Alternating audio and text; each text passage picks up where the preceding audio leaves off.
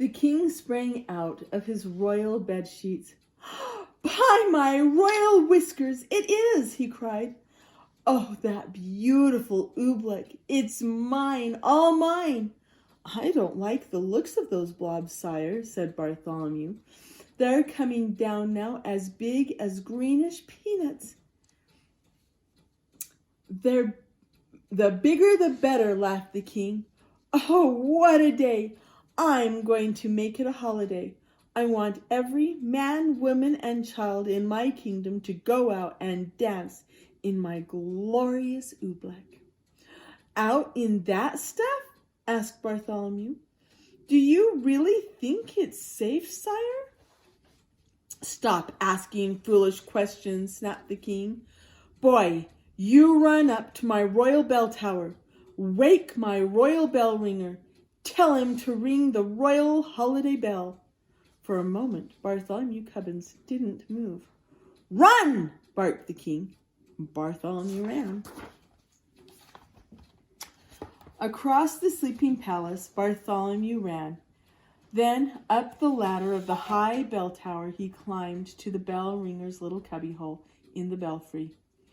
"Ring your bell!" he called. "His Majesty proclaims today a holiday." The old man crawled out of his cot. He grabbed the bell rope. "What's the holiday for, Bartholomew?" "You'll find out soon enough," said Bartholomew. The bell ringer yanked the rope. Nothing happened. He yanked it harder. Still, nothing happened.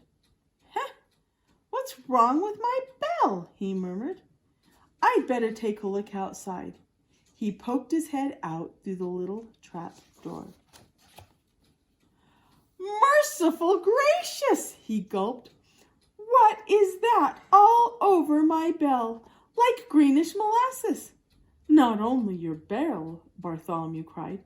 "Look at that poor robin down there in that tree. She's stuck to her nest. She can't move a wing. That oobleck's gooey. It's gummy. It's like glue." Oh, the bell ringer wrung his hands. "If that green stuff sticks up robins, it'll stick up people too."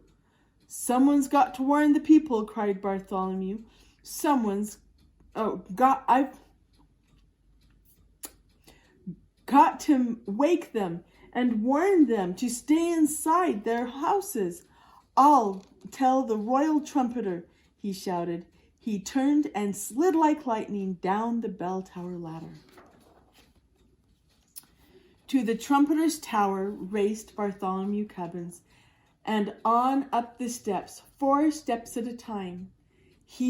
As he ran, he could hear the plop, plop of the oobleck on the window panes. It was pelting against the palace walls as big as greenish cupcakes. He yanked the covers off the snoring trumpeter. He shoved the cold trumpet right into his sleepy hands. "Get up! Warn the people! Blow the alarm!" "Alarm?" yawned the trumpeter. And then his eyes saw the oobleck. "Those green things, Bartholomew, where'd they come from?"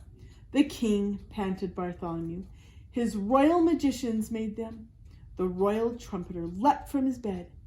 "That king of ours should be ashamed." He jabbed his trumpet out the window. "I'll blow," he shouted, "the loudest alarm that's ever been heard in the kingdom of Did." But all the royal trumpeters blew was a glog. "My horn!" he gulped. "One of those green things flew inside it."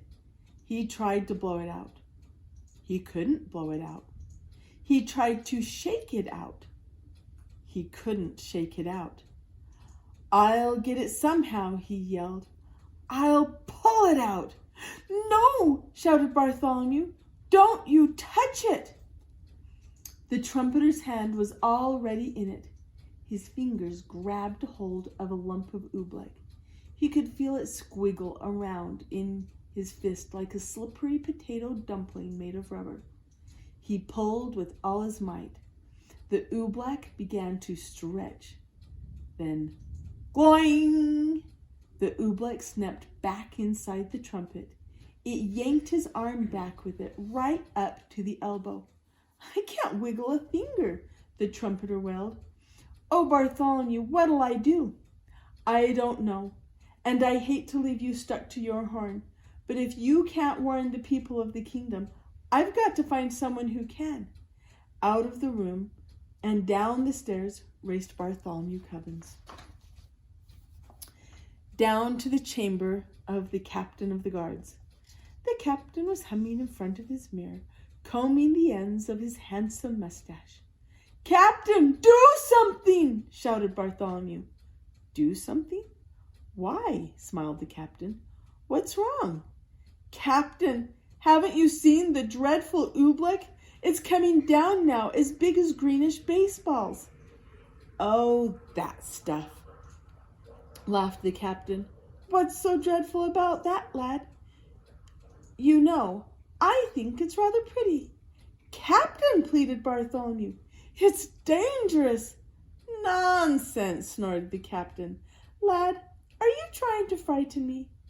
Captains, my boy, are afraid of nothing. That stuff's harmless. I'll show you. I'll eat some. Eat some? Asked Bartholomew. Oh no. But before Bartholomew could stop him, the captain was leaning out his window, scooping up some oobleck on the end of his sword. Captain, don't! The captain did. By the time Bartholomew dragged him back inside the room, his mouth was glued tight shut with oobleck. He tried to speak, but no words came out. All the noble captain of the guards could do was blow a lot of little sticky greenish bubbles. Forgive me for leaving you, captain, said Bartholomew, but a captain full of bubbles is no help at all. Bartholomew stretched the poor man out. He left him there on his bedchamber floor.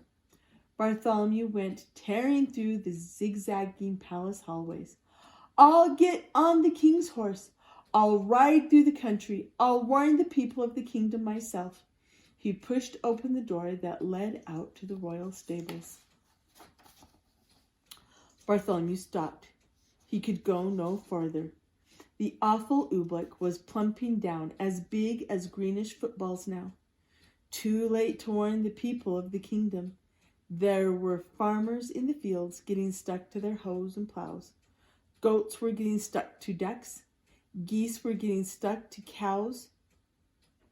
Outside the palace, it was piling up, great greenish tons of oobleck, deeper and deeper on every roof in the land. There was nothing Bartholomew Cubbins could do out there.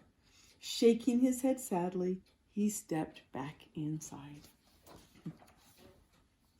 But inside, a moment later, it was just as bad as out. With an angry roar, the oobleck was suddenly hitting the palace harder. It was battering and spattering against the walls as big as greenish buckets of gooey asparagus soup. Like a sinking sailboat, the whole palace was springing leaks. The oobleck was ripping the windows right off their hinges.